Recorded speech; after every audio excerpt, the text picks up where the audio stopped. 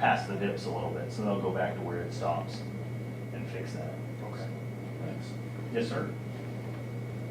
I want to play devil's advocate here for lazy pilots who haven't read the NOTAMs, and it's late at night and they're low on fuel and the runway is X'd out. As a last resort, will the taxiway have all the equipment off so they can at least live with their mistake? Without being official about it, the safety area for all of the equipment will be held back on the north side of that taxiway. So the remaining 3,500 feet of taxiway for the parallel taxiway, there will be no there's supposed to be no equipment on that area. And somewhat, just in case somebody does do something that would not be approved by the airport, where if they were to land on it, it does not risk life, danger, all that. I was wondering about that since you said there might be some project left halfway done on 7-8 and 7-9 and move over to the runway. Correct. Correct. And that'll all be on the north. It's on that dog leg, which would be. It'll be struck off and it'll be somewhat smooth. Okay. Because these things happen. There are plenty of stupid pilot tricks out there waiting to happen. And it's not on the record. So the big thing is, safety is our utmost concern, and those we have. And Any other questions in that area? Okay, let's move to item number 8. And I think you're interested in this, Roger. Discussion of the airport survey. all right, the survey, we were happy to receive it back. It was done by a OU student who basically tallied up all the information that we did receive, did some computations on what he believed was the actual transient amount. Believes he received 12.5% of the people who flew in filled out surveys. Not everybody did. Some chose not to because they were flying, for a business that chose not to want to be represented, in a survey like this. We tried to let them know this is more just for gee whiz facts and for us to figure out, nothing terribly official, but we also respect their privacy. Basing the numbers on about 1 transient aircraft a day. Some days we receive none, some days we have 4. It's kind of an estimate all the way through. The charts and graphs are great in here because it gives a great perspective on what we did receive. We had, during the 4-month time frame, a aircraft from Canada was here. We received aircraft from Minnesota, California, New Jersey, Virginia, Michigan, and Iowa, and those are just the ones who filled out the survey. As far as of those surveyed amount, and let's call it 15, I believe was the number. I'd have to look again, but of the 15 surveyed representing whether they were business or personal, we had 4 were personal and 11 were business. And that's a great number to have because that's showing that, yes, our airport is great for leisure travel and tourists, but the reason people are flying through here is they're conducting business in our communities. And so that is a phenomenal number to show. There was a question on there, just a free blank question. It says, if you could do one thing in the airport, what would it be? If you could add an improvement.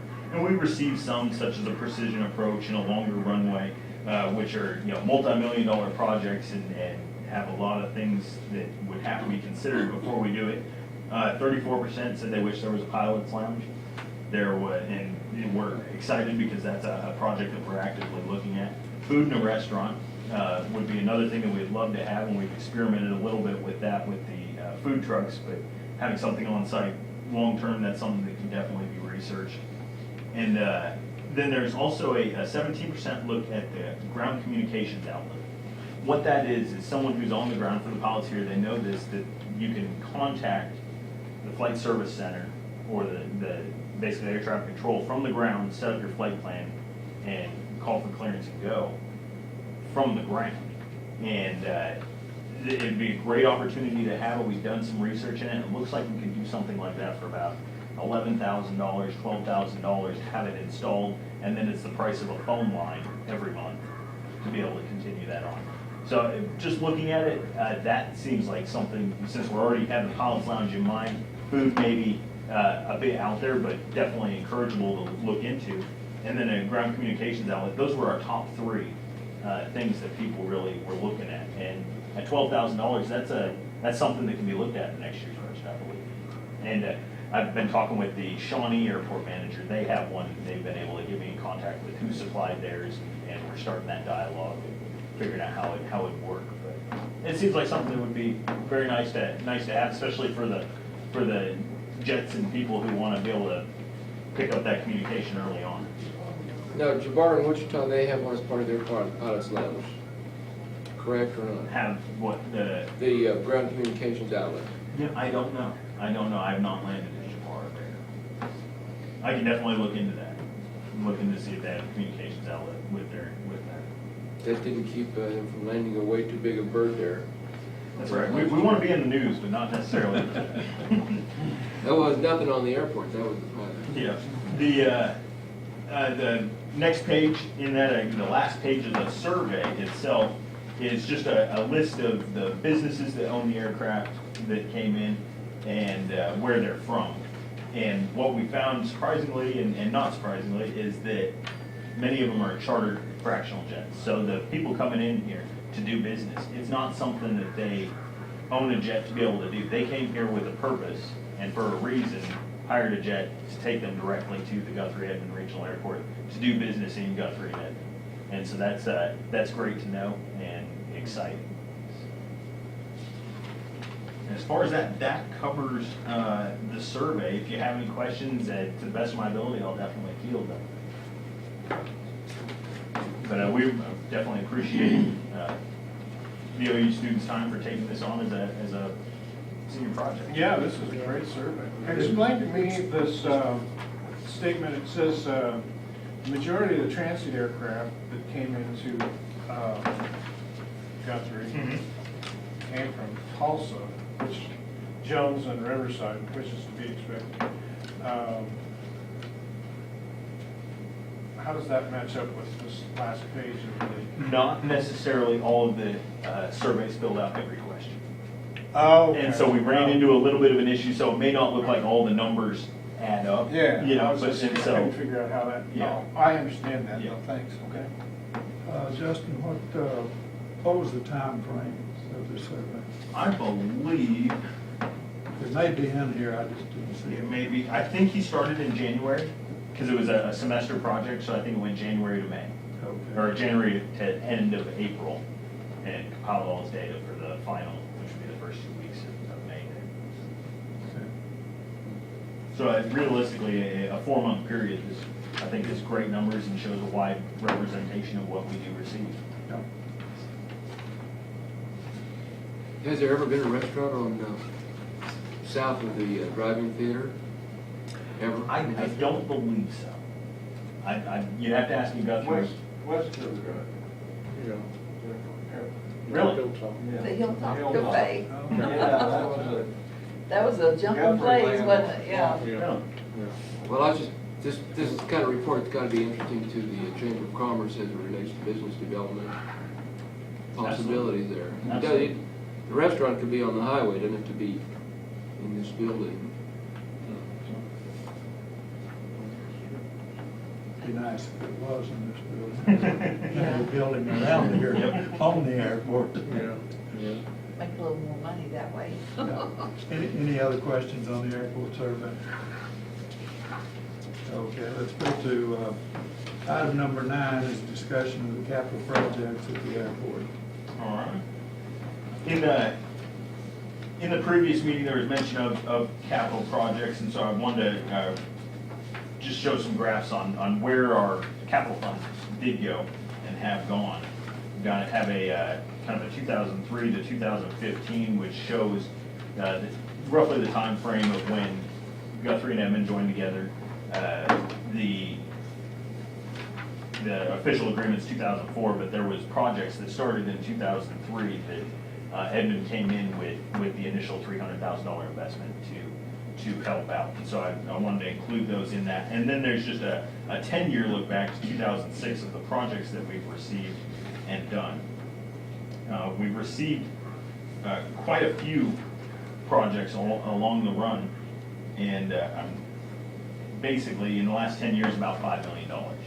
When you look at what we are entitled to in our airport improvement program through the FAA entitlements, it's $150,000 a year, which would in 10 years be your $1.5 million. So we have exceeded that significantly. But, and that won't always be here. You know, that's something that the Oklahoma Aeronautics Commission fought on our behalf for many of these and said that we are a significant airport in the Oklahoma City metro area and need to have certain upgrades and certain improvements.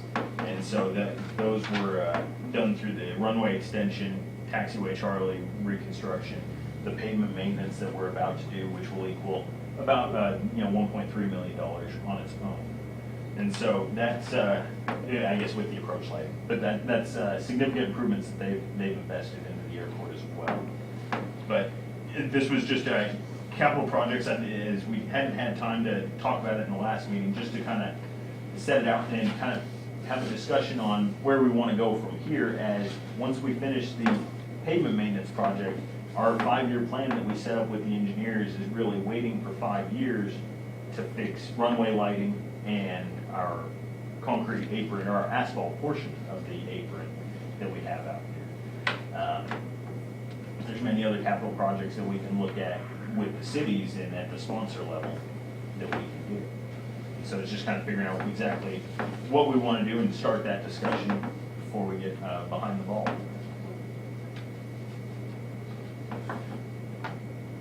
Justin, do you have any figures of, really what we were entitled to was $1.5 million over this time period, and we're at $5 million, so considerably taking in more money on capital projects than the average airport around Oklahoma our size, and I'm just wondering where we stand, if there's any figures that way. Our growth here compared to XYZ airports around. Sure. I've not put that, figured out exactly where we sit in a ranking per se, but I do know that we do receive quite a bit because basically the support and friendship that we are having with the Oklahoma Aeronautics Commission to this point. They truly understand that we are, in essence, a reliever to the reliever, which would be Wiley Post, which is a reliever to Will Rogers. And so, and Edmond is a very large city in Oklahoma and has a significant need for air travel. Exactly. And I mean, we have 120 based aircraft. That puts us, I would say, probably in the top 10% of airports in Oklahoma. I can work on those figures and get it back to you, just see if we can figure out where we sit, as an airport compared to other airports. I'd say Edmond got a hell of a deal with their $300,000. Does this show the extra, when other airports haven't been able to do their match funds, we've collected? We collected some, and it didn't break it down in that. This is just total. That was counted as FAA dollars. Okay, Yep. that's what I was saying. Because that's good. What Dick's referring to is that if an airport doesn't use their 150, you can only collect 4 years of your 150,000 and put it kind of called banking your entitlements. So you can bank up to 600,000. Well, if an airport's been banking up and they're about to go over to the 5th year, OAC can step in and help reapportion that money to a different project. And that's where we've received a lot of these dollars. Say if Cushing doesn't use theirs, they can pass it along and we can take